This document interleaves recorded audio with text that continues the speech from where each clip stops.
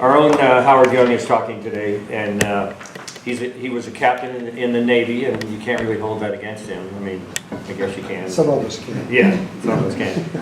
Naval Aviator and test pilot, 2 Vietnam combat tours, 20 years in the cockpit as a fighter pilot. Squadron command and air wing command, that's significant. Elementary, middle school teacher, math, science, history. Got private and commercial pilot ratings, and Experimental Aircraft Association member, and 200 plus Young Eagle introductory flights. With that, Howard Young.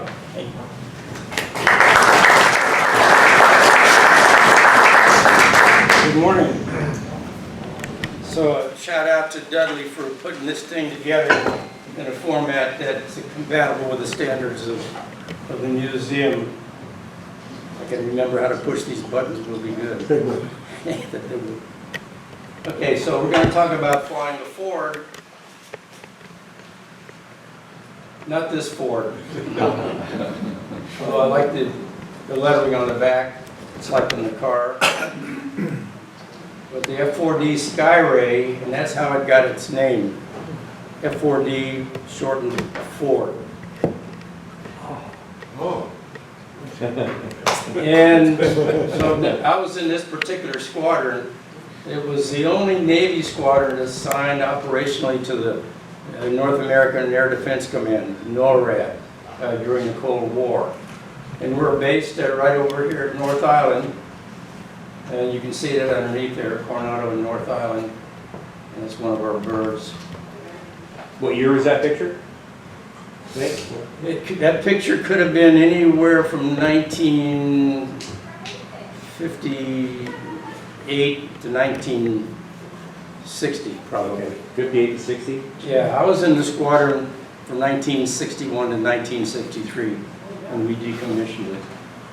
So here's a 3-view drawing of the airplane, fairly unique, a delta wing, platform, single seat, single engine, afterburner. We'll get into that a little bit more. Skyray derived its name from one of these manta rays because of the shape of the wing. Cutaway view of it. So all the fuel was located in the fuselage, except here's an outline of a 300-gallon drop tank, which we carried because there was very little fuel internally. Big engine took up most of the space in there. 20-millimeter cannons in the wings. Rocket pods. This was like a big bomb, but it was a navigation package because there wasn't enough room in the airplane to put all the electronics because they kept adding stuff to it.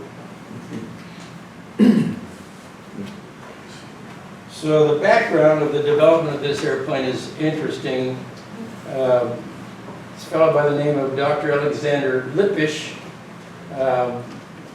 Spent a lot of time in study on delta wing design. It had certain advantages. It had high lift and it was swept back sufficiently so you could get high speed out of it. So good high altitude performance with that particular design if they could perfect it. And so right after VE Day, 2 Douglas Aircraft Company engineers visited Dr. Lippisch in Paris. He was intern there, and their boss was Ed Heinemann, the very famous Douglas chief engineer who designed a lot of military airplanes starting back in World War II. And so in 1947, the Cold War starting to heat up to the point where, hey, we got to come up with an airplane that will intercept and destroy an enemy bomber traveling at 500 knots at 40,000 feet, and we got to get to him at least by 100 miles so he doesn't become a threat to our fleet, our carrier task forces. And so Heinemann and Jack Northrop Company collaborated on this and to meet that spec. So they designed the airplane, and its first flight was in 1951, early 51, and it was fraught with problems. It was underpowered.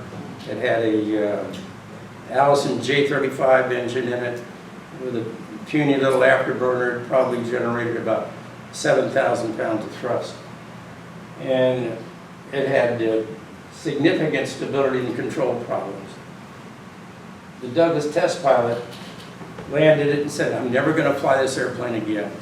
And he didn't. He let other people fly it. But sufficiently spooked him that he didn't want to have anything to do with it. Here's Dr. Lippisch, and one of his designs was the German rocket interceptor, ME-163, I believe it was. So it's sort of a delta wing. It has no horizontal tail services, so it's part of his design philosophy.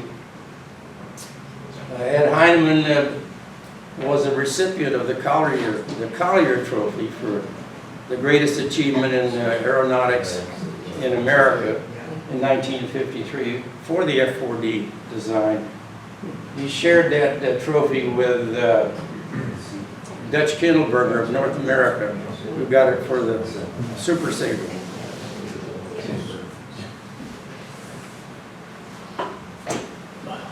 So even with improvements, now, the first flight in 1951, hey, this is a great performing airplane. We'll talk about some of the records that it set. But even when it was introduced to the fleet, and that took 5 years, we're talking about a marginally stable, high workload airplane. It had a tuck under pitch, nose down pitch at about 0.96 Mach. They never could get rid of that. They had something called a transonic trim compensator, which was supposed to anticipate that and program in some nose up trim to compensate. Well, when I got to the squadron, they had all those things wired off because they didn't work. But the delta wing did give it its speed, great maneuverability, particularly at high altitude and high lift, so it could really climb fast. So, the goal was to achieve that design spec that I just mentioned earlier. The flight controls consisted of, and I'll show you this, but just to mention them, elevons on the back of the wing, and they work like this for pitch, nose up, nose down, and they work like this for roll. It had a conventional rudder, no flaps to slow it down for landing, and it had aerodynamically operated slats on the leading edge to give the wing a little bit more curvature, a little bit more camber, a little bit more lift at slow speeds, and they just came out on their own. They had rollers on them, and they just dropped down when you got slow enough, and when you sped up, they would retract. Very simple, but effective. I debated long and hard before I decided to put this in there, but it's an interesting, I think an important point for the flying qualities of this airplane because of its delta wing. So I'll go through this fairly quickly, not to bore you or lose your train of thought. So in the landing configuration, the airplane was cocked up like this. Why is that? Well, lift depends on two things: how fast the air is flowing over the wings and the angle of attack. And you trade off one for the other. So you'll see an airplane in high-speed flight, its angle of attack is low, and you slow it down, you're losing velocity, but you're gaining lift because of the increased angle of attack on the wing. So what is the angle of attack? So if I take, a straight line between the trailing and the leading edge of the wing and project that out that way, and then I take the flight path, so the airplane is flying along this way, so it's moving in that direction. So you have a relative wind going over the wing this way, right? And so that angle is the angle of attack. And so you increase the angle of attack and you increase lift, right? Up to a point. If you increase it too much, the air flowing over the top of the wing can't make that turn. You know? It's too tight, it spins out, you get turbulent flow, and then you lose your lift. So the total lift on the wing, let's say it's flying, you're not stalled, is perpendicular to the wing chord, so that way. But the lift that's keeping the airplane in the air, we'll call it effective lift, has got to be exactly equal and opposite to the airplane's weight. And the airplane's weight is always what? Straight down, pointing to the center of the earth. So these have to be equal and opposite. And so as the angle of attack increases, the total lift vector is going to move back this way, right? So part of it is the effective lift, which you have to keep it flying. And the other part here, I've got this in red, is something you don't like. It's called induced drag or drag due to lift. So you can see as the angle of attack, alpha increases, your induced drag is going to go up. And so let's say you're not familiar with flying this particular kind of an airplane, and you say, oh, I'm getting a little bit low, I'm in the landing pattern, I'm getting a little bit low, I'm just going to raise the nose a little bit and get back on the glide path. Well, all you're really doing there is increasing your induced drag, and what's going to happen, the airplane's going to slow down, and it's going to start to settle because you don't have enough lift. And so what you had to do in this airplane to compensate for that is power. You didn't fool around with the control stick very much, it was all power. And which was good because you're getting some of your thrust, you know, with this angle like this, lifting it up. So if you didn't come on with that power soon enough, you could get yourself what we used to call behind the power curve. In the classic example, there was a movie of it, the saber dance that we were talking about recently. You saw that F-100 Super Saber just off the runway going like this. And he had so much induced drag, there wasn't enough thrust to pull him out of it, and it was a tragic accident. So enough on that. Left hand.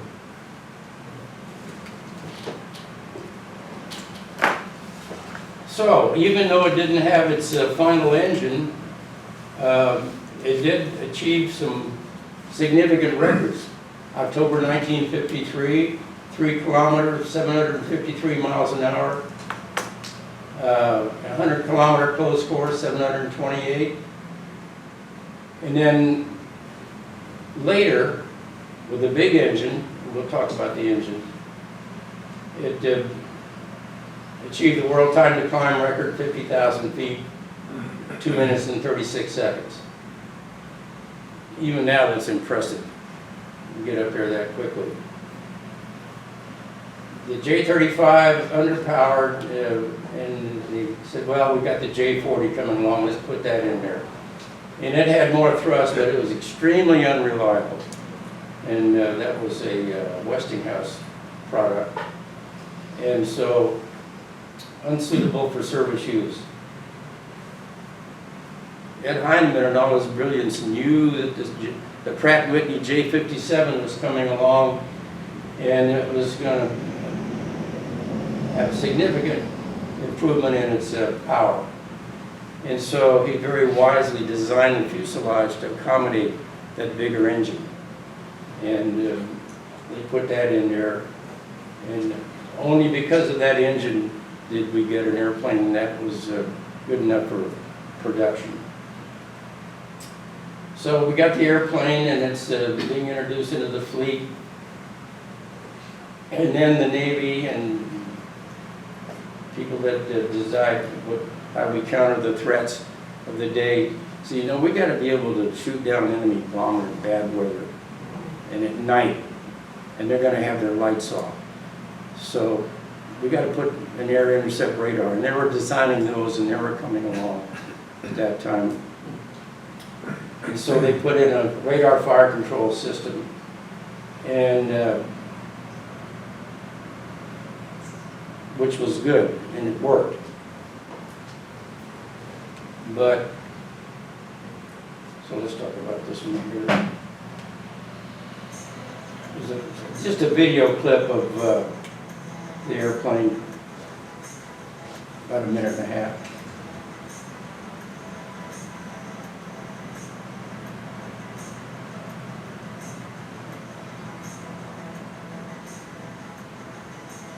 What was the Mach on the airplane? 0.96. You could make it go supersonic. Oh. So this guy's wearing a life vest, and they had a, I'll talk about the seat. So the elevons are moving there. The pitch trimmers control the pitch trim, nose up and nose down. This is an airplane from our squadron.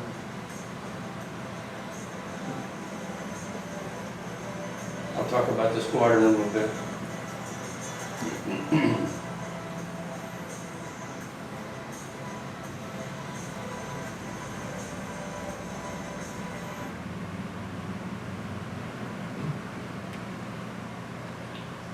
Got through it.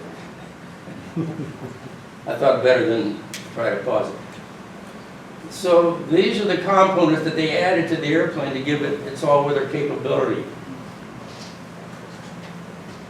So the radar scope, the radar up in the nose, controls here, armament panel there, optical gun sight there, which it took inputs from the radar, and how you control the radar and lock on and acquisition and all that.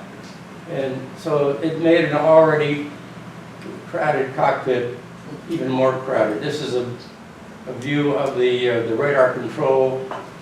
So you could scan the radar back and forth automatically, and you could select different ranges all the way out to 200 miles. But if you're looking for a target to acquire, you had two ranges, a 24-mile range and a 12-mile range. And depending on where you saw the target on the radars, would tell you which range value to select. And you could control the antenna with this handle here on the side, and you could control the up and down with a little thumb wheel there. And underneath it there was a switch, and you depress that, and you use that to lock on the target. So you're playing with that with your left hand while you're flying the plane with your right hand. And autopilot, no autopilot. They couldn't design an autopilot to manage the relative instability of it. So was this somewhere between the Super Sabre and the 100, or where does it fit in there? So the Super Sabre, I don't know when the first flight of the Super Sabre was. Do you know? First flight? I'd say like 54, but I'm not real sure. So the Super Sabre came along a little bit afterwards. It took some of the low altitude speed records from the A4D. I think they got up to about 800. Yeah, it had the same engine, J57. They had a J57, yeah. And the reason why they did those speed records on a very hot day in the desert was to be able to push the speed of sound up, so that if you hit that wall of the sound barrier, the shock wave that you get, you're not going to have enough to accelerate through it. So they got the day as hot as they could get it to make that record. Yeah, so 0.96 was the fastest it would go in level flight, but it could climb at 0.96. You could get the Ford to go supersonic. What you had to do is get up to about 35,000 feet, drop the nose about 20 degrees, and go into burner. And you could squeak out about 1.05 after this tuck under buck. um, kept it from accelerating too much. But, you know, there was no point in doing that. It would just say, well, yeah, it'll go supersonic, and burn up a bunch of gas. We only carried 8,000 pounds of fuel, 4,000 internally, and then 200-300 gallon drop tanks brought it up to about 8,000. But in full burner, you were burning about 600 pounds a minute. So you could run that airplane out of fuel if you weren't judicious in how you manage your fuel.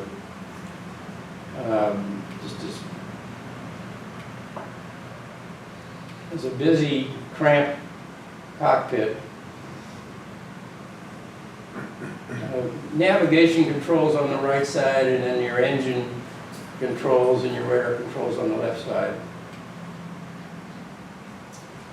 This is the only photo I could find of a cockpit. It's pretty decrepit, but you know, you got to remember this airplane existed many years ago.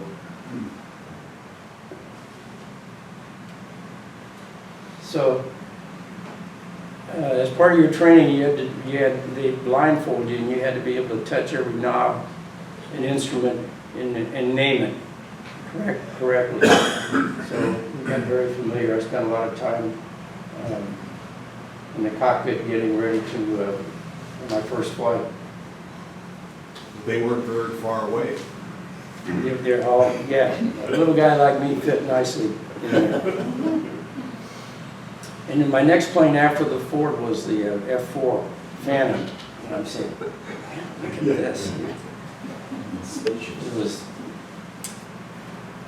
first flight of the Ford was in '51. The first flight of the F4 Phantom was '58. So 7 years.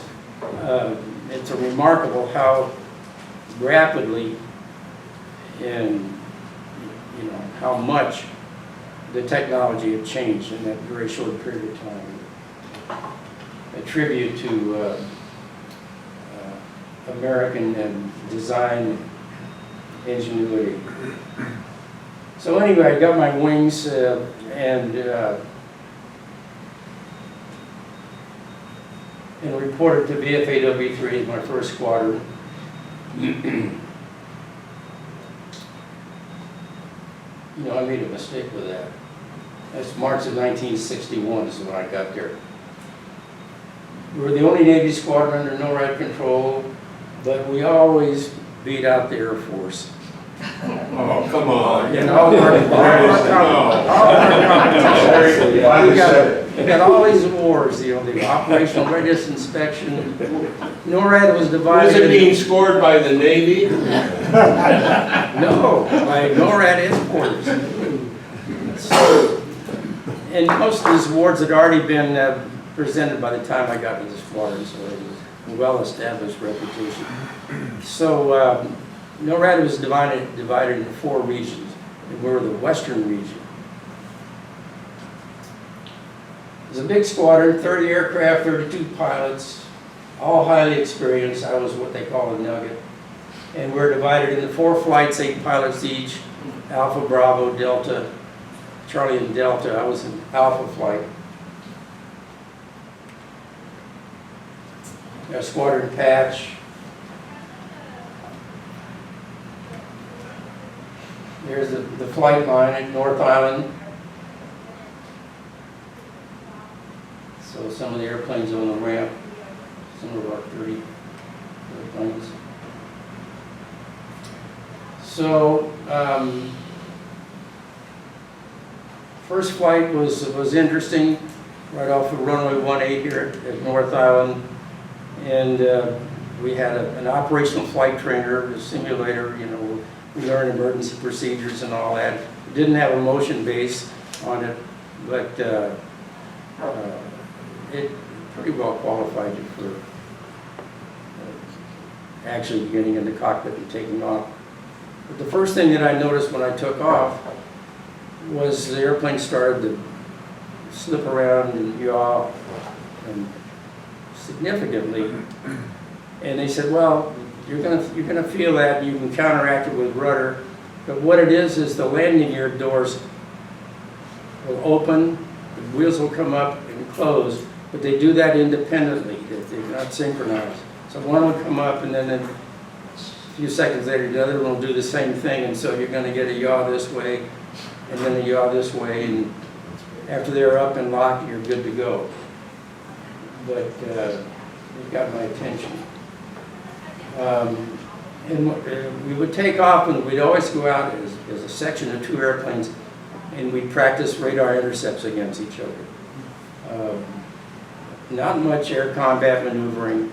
You know, we had those drop tanks on, and we had all the missiles and things externally. I'll talk to you about that. But we just ran intercepts against each other. There were several different modes. You could do a lead collision intercept to launch rockets against an enemy target, or we could do a lead pursuit intercept to convert to the rear quarter for a sidewinder shot, or get in close enough. Guns, we had our 20mm cannon, and so that's what we spent most of the time doing. We always flew instrument flight procedures, and we always came back and landed at North Island on runway 29 with the ground control approach, precision approach radar, and that was SOP. And so when it was time to become qualified, we would set up for launch what we call a practice scramble. So a scramble was launching, you'd be in full flight gear in the ready room, and they'd sound a klaxon. This would all be controlled by for the practice of it, the Air Force did radar site on Mount Laguna. Now I've got a question for you, and if anybody can answer it, because I've forgotten it. But if anybody can answer this question, there's a prize. What was the radio call sign of the radar site in Mount Laguna during the Cold War in the early 60s there? I can't remember what it was. And I Googled it, got some bad names. I even went to AI to get the name. Got the wrong name. But if somebody gets it, I'll remember it. There's a prize if you get it. First one to get it. Anyway, so we were required to be airborne in 5 minutes from the ready room, which was maybe about 200 feet from where the airplanes were parked. And we'd go out ahead of time to set the airplane up for the launch. So we'd turn it up, we'd run the radar, we'd practice locking on. The Coronado Islands out there was a good target, and we'd make sure the radar worked, locking onto the islands. Everything all ready to go. Kept our helmet in there, and we pre-flighted the airplane. And so all we had to do was, when we got the signal to launch it, run out there, strap in. A plane captain would help us strap in. They would start the ground power cart. It would start pumping air into the compressor of the engine. And so when you sat down in there, you could look at the RPM gauge, and it had about 8%. And then he would pull the safety pin out of the ejection seat, take the ladder away, and give you the turn up. All you had to do was, at that point, hit the igniters, start the engine, and start taxiing. And we got automatic takeoff clearance from the tower. You just call them up and said, ready to launch, Roger, cleared for takeoff, runway 18. So we got to be pretty good at it. I could get airborne in under 3 minutes from the ready room.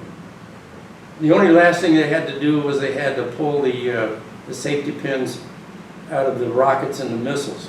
And they had an ordnance crew just at the approach into the runway that would pull those out.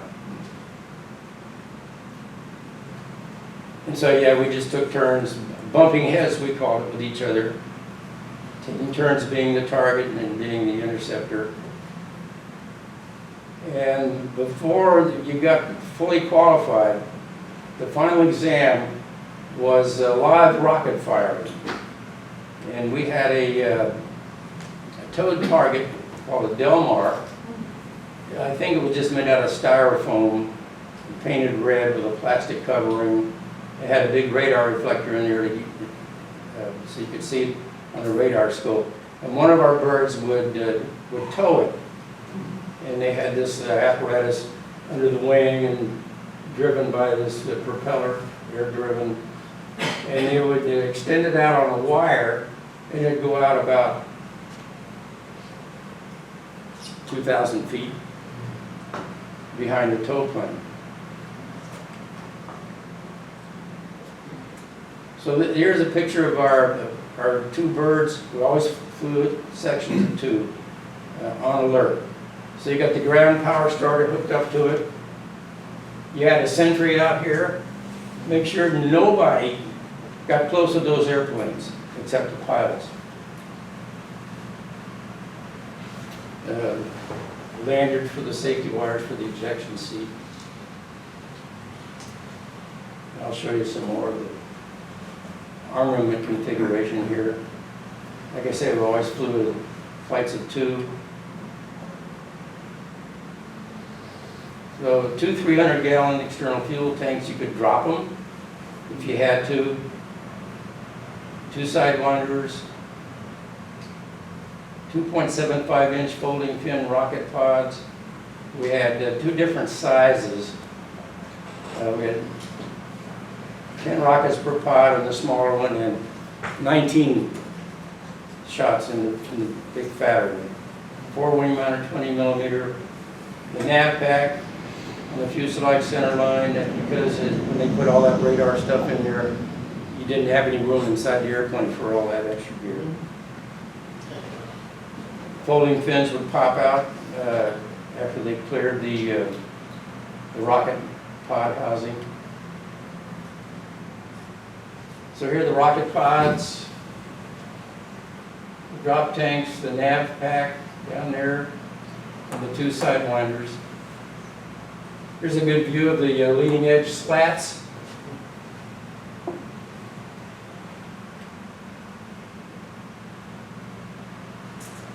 Another view, the view of the pitch trimmers and yellow bonds. The 20mm was not a Gatling gun, right? It was just straight. Say that again? The 20mm was not a Gatling gun, it was just Oh, no. straight. Before Gatling came along. The modern one. The ones they use in the Mexican War. They had a little guy down there. Yeah. Feeding the bullets. We had a hamster that we trained to turn that.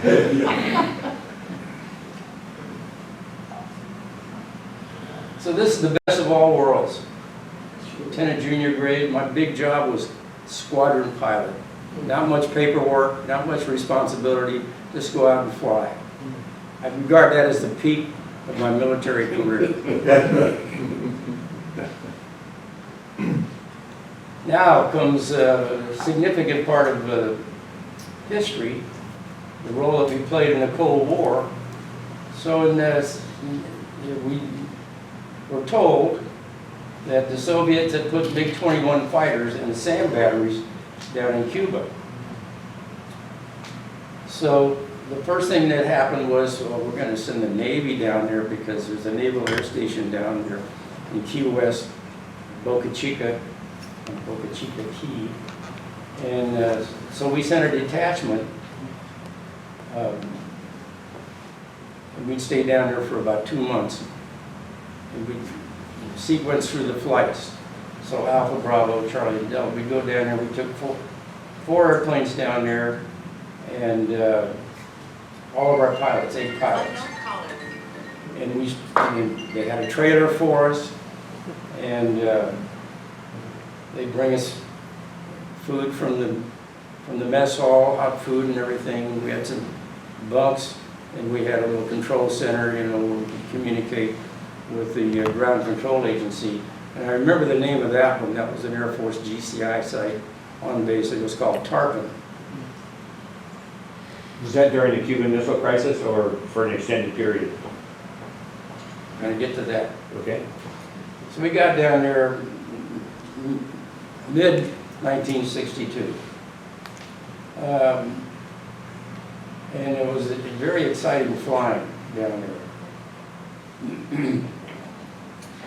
So as I said, we had 2 fighters manned up for the launch, and we'd launch, go on our practice launches. In my flight, I was a junior guy, and the flight leader thought that I should learn how to become a flight leader. And he says that you're going to lead all the flights, young, and I'll be in trail.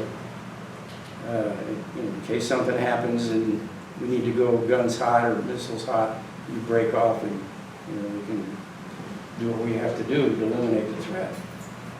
And so, and I was pretty fast on getting into the air anyway, so I would take off first and he'd follow.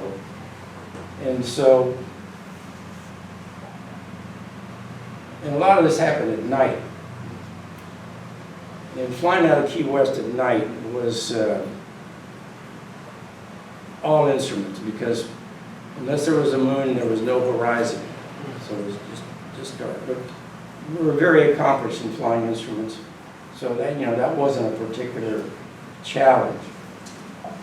But we started to get actual scrambles while we were there.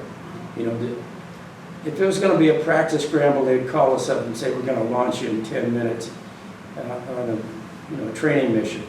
And so we'd saunter out to the airplane and strap in, be all ready to go. We didn't need to practice running out of the trailer and falling down in the dark and all that stuff. So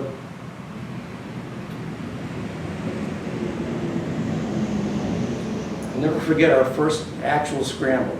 The klaxon sounded, and it was horrible, loud noise, I mean, it'd stop your heart. What's this? It's a real one. Your heart's beating fast, you jump in, and you take off, and you switch to GCI site, and they vector you in on a target. And these targets will be penetrating the Air Defense Identification Zone, abbreviation ADIZ, which everybody had to be identified before you hit that line. And if you were not within your established flight parameters, off course, off altitude, off heading, whatever, off time that you had on a flight plan, or if you had no flight plan, we got the word to scramble. And so airliners off course, typically Aeronaves de Mexico from the Yucatan Peninsula, crossing the Gulf, going into Miami, and it'd be way off, and we get launched out. So, and I had to lead, and a lot of this was done at night.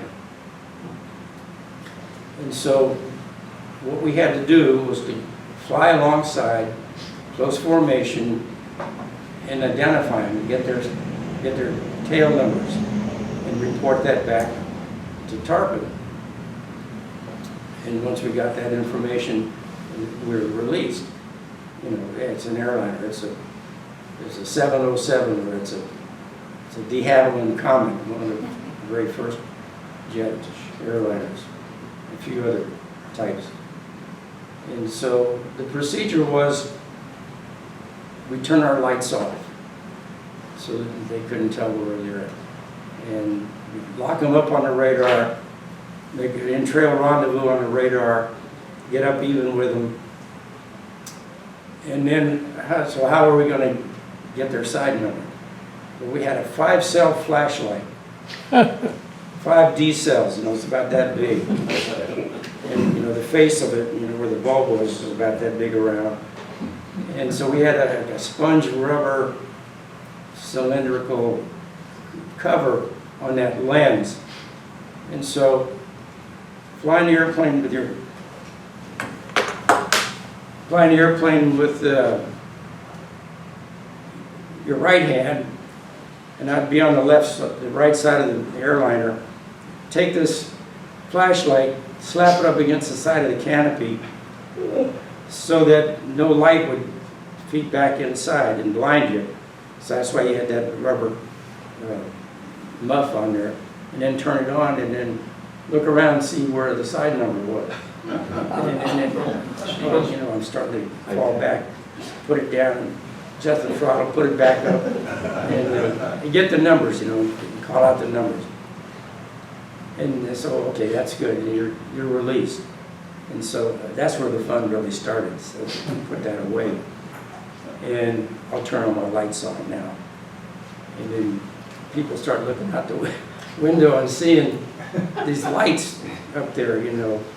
And I remember, like, on a couple of occasions, there was a face in every window looking at it. And I said, oh, this is nice. But I was far enough back so that the pilots couldn't see me. Until I lit the burner, you got about a 15-foot long flame coming out of the back. You know, blue-orange flame. And then you start walking away from them. And then that's when the pilots would see you. And it was good because they knew they'd been intercepted. You know, they're bad, and so they had to know that. You know, pull up, you know, accelerate out. And it was, yeah. And then low and slow. So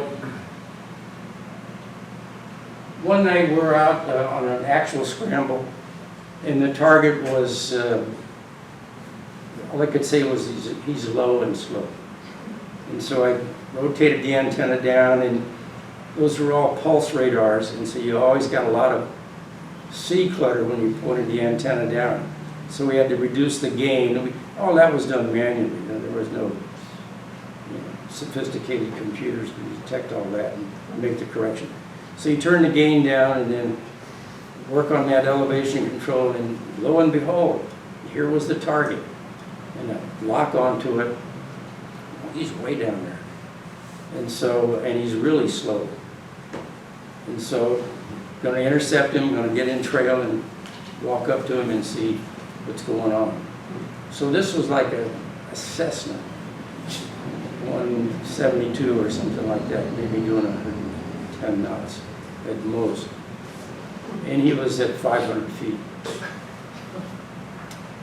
Well, I couldn't fly that slow, but I could kind of walk by him. And so I did what I could, you know, I figured the overtake rate and all that on the radar, and it gave you your closing velocity. And you could make a very good rendezvous using the radar until you got close enough to visually see something. In this case, what I saw was the exhaust flames coming out of the engine exhaust. And so I got up alongside of him, you know, and I said, I gotta do this fast. Going by him, and I got the flashlight out with this hand. And I get his numbers, you know, and I report it, and, you know, just keep on going. And then lit the burner. Make sure you understood I was there. So we figured he had no flight plans. So our assumption was he was probably a drug runner. Going to some little bitty airfield, you know, one of the Keys. There are other night flying challenges. Any pilots in here that ever got vertigo? How about everybody? Be honest, yeah. So we took off one that it's on a practice bump heads, you know, down in Key West. And I'm flying along, and I look out the side. Oh my gosh, I'm upside down. I mean, this airplane is flying upside down, you know. And you talk about the heart palpitating, you know, and hyperventilation. I said, my God. You know, and I looked at the instruments. I said, they're lying to me. I'm upside down. I forced myself to look up. What was I looking at? I was looking at stars. right? So I'm upside down. I look up and I said, wait. There's some stars. And there's some stars. I'm not upside down. So what it was there was a huge shrimp fishing industry in Key West. And these were all the shrimp boats, and they had a white masthead light. And there are hundreds of them out there. So, you know, no horizon, dark ocean, and all these lights. And so that was a severe case of vertigo from an optical illusion. I remember that like it was yesterday. Okay, now Cuban Missile Crisis, October '62.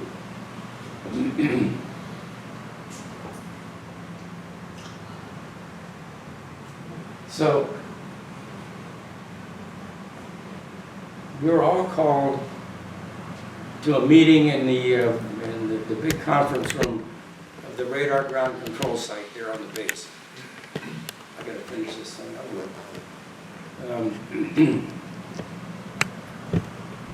And they said, we're gonna give you an interim top secret clearance because what we got to tell you is pretty heavy duty. So we raise our hand and sign something. We go in there. Oh wait, so this is a Cuban MiG-21, flown by Soviet pilots. So we went into the room there and they showed us this photograph. And it's not very good quality. But what it was the intermediate range ballistic missile launch sites that the Soviets had sent to Cuba. And they were in the process of making them operational. You know, all the facilities surrounding it, the actual launch pads and everything. This is, the Soviets are prepared for World War III. And they've got missiles that can go 1,500 miles into North America. So we're on high alert. And we're going to augment all these forces down here in Key West, and that's going to happen immediately. And you're not to talk to anybody about this. So we're going to walk out there, and I wasn't on duty, it was just a regular work day. So we got into the car that we had. Somebody bought it for $50. It was a Ford that you could see the street through the floorboards. We used that to go out on Liberty after work. But anyway, we got into the old Ford, four of us, went back and we were staying at the Holiday Inn. And I'm walking through the foyer of the Holiday Inn, you know, they have these newsstands in the entrance there to these places. And here was the latest flash copy of the Miami Herald with this exact same photograph. Top secret. Yeah, you know, so much for top secret. So we became Fortress Key West. The Air Force came down from Homestead in their F-104s. You know, these guys were the best of the best, right? Because they had the fastest airplane. And so they introduced themselves by a division flying supersonically as they flew into the break. He was boom, boom. Oh, hey, let's go outside, see what's going on. And so the 4 planes landed. The first one went off the end of the runway. The second one rolled off the side of the runway. And the last two figured out that, well, we better be careful. We landed okay. And then the Navy brought their brand new Phantoms in. And they put another trailer next to us, you know.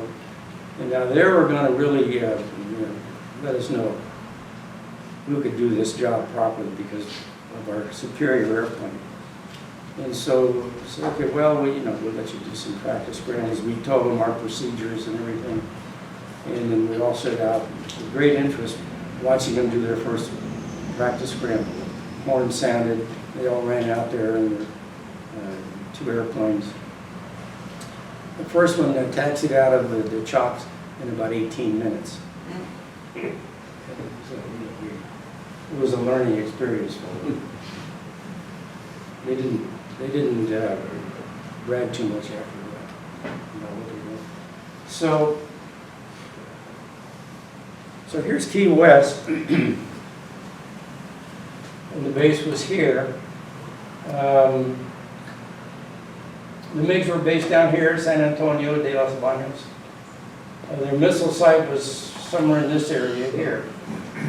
So I'll never forget, and the rule was that we were not allowed, this is 90 miles from here to here, we were not allowed to go south of the latitude 24 north, unless we were in hot pursuit. And we have to get permission to do that. Or, if we'd been fired upon and we were chasing them, then we were cleared to do that. So I'll never forget that we got an active scramble one day, got under radar control, and yeah, we got bandits heading up north of Cuba, 2 of them, and so we started heading south, and I'm saying that so we think they're bandits, we think they're hostile. And if they clear 24 north, you're cleared in hot. And now you talk about my heart beating. I'm saying, 23 years old, I'm going to kill a MiG. and this is, it wasn't fear, it was excitement, and the hunger for the kill, I guess you might want to call it. That's what we were trained for, right? So I got my hands on the switch and I'm ready to go. Now I got to get them on radar. Easy peasy. Picked them right up, Yeah, I'm locking on. I told my flight lead, who was now my wingman, even though he was senior to me, I said, I got the one on the left. And then, okay, I'll lock the one on the right, So the MiGs went up this way, got you here, turned around and accelerated. And that was the end of that. Great disappointment. But it took me about 10 minutes to get my heart rate back down to normal. When we first started out, the video I showed you had the pilot coming out with a life vest on. Well, that's because we had a seat that was made by Douglas, the airplane manufacturer, that was only good to about 200 feet. And it did not have 0 ground level ejection capability. But then the Navy started buying seats from the British manufacturer, Martin Baker, and those seats were installed, which did give us a bona fide 0. And so we did practice our ejection and over water survival procedures, considering that we may have to go into combat down there. So this is, basically how the seat worked.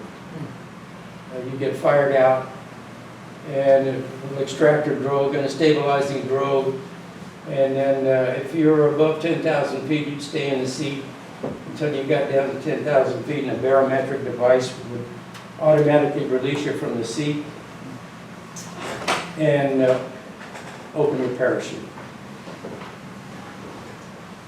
So that was a big improvement. And they put that in all. Did they have Martin Baker in the F-100 too? Yeah. I think all the tactical jets ended up with Martin Baker. This is our Alpha flight down in Key West. I think all these boys are pretty well gone now.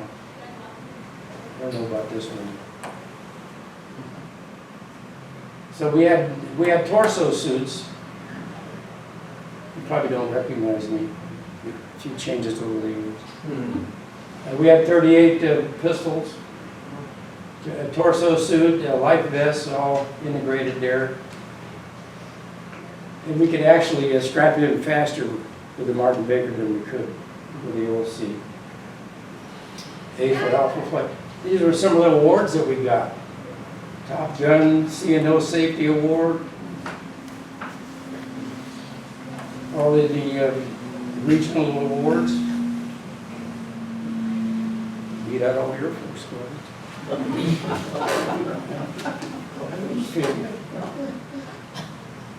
So, that's it. Here you go. Well done.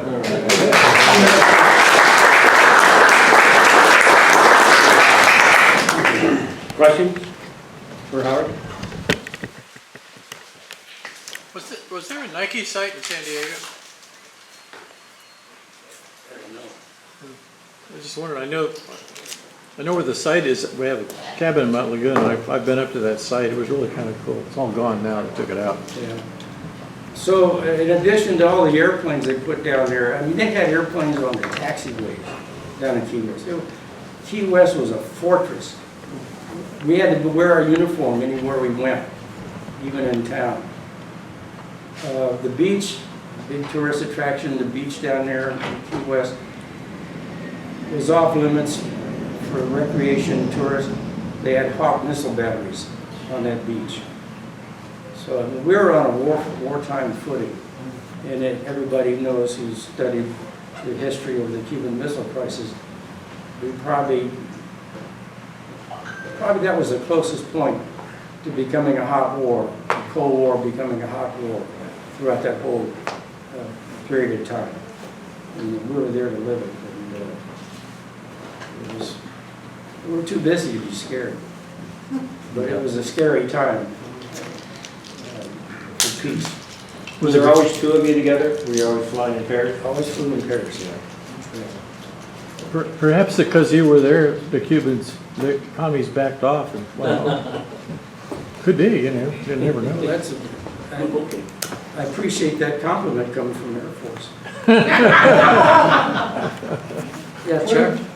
Well, sorry, go ahead. Where did you fly after the So we decommissioned the squadron in March of '63. That we're the last squadron, Navy squadron to fly them, because it was becoming obsolete. A few utility squadrons flew them, you know, for target services, but the Phantom was being introduced. And so it went over to Miramar, which was a naval air station then, as you all know, and got trained in the A4D Phantom. Like I say, you know, and I couldn't believe my new office suite, 3 times larger, you know, everything all nice and orderly, good human factors design, ergonomics, a great big attitude gyro that didn't tumble or anything like that. What we had in the was about that big, and of course you needed that because we flew instruments the whole time. I got 175 hours of nighttime in 1 year in that squadron. So the flying was great. I just loved it. Did you ever land it on a carrier? This squadron was shore-based. I never did land the airplane. One of the things about the Ford, I should have mentioned, you know, when you got slow, on-speed angle of attack, we had angle of attack indicators which were very good to keep you on speed for landing. But the difference between on-speed and stall was only 3 degrees difference. And the first warning of that, as you got slow, was the wing at a high angle of attack would blank off the vertical tail, and you'd start to yaw because you didn't have any airflow over the vertical fin. And then, you know, the stall. But I had an excellent cue. Being short, I had the seat all the way up so I could see out. And if I'm coming in, you know, especially at night, and if I couldn't see the runway because the nose was blocking the runway, that meant I was too slow. So drop the nose a little bit, add a little power to get back on track. So, Compare the two airplanes. Compare the F4 to the F4D. I mean, the F4 was a Mach 2, well, you flew the F4. Yeah. Mach 2. F4D was barely Mach 1. Very short range. The Phantom had more fuel, and you had somebody in the rear seat, two-man aircraft, somebody in the rear seat that did all the navigation and target acquisition and lock-on. And we had a good autopilot, you know. I mean, this was, I couldn't believe, you know, what I had there in that airplane. It was such a dramatic improvement in technology and capability and performance. We had true air-to-air capability. Okay, I think that we got to cut it off. We got another meeting. Next month, it's on the 16th. We're going to learn about Navy aircraft carriers. You can't escape these guys.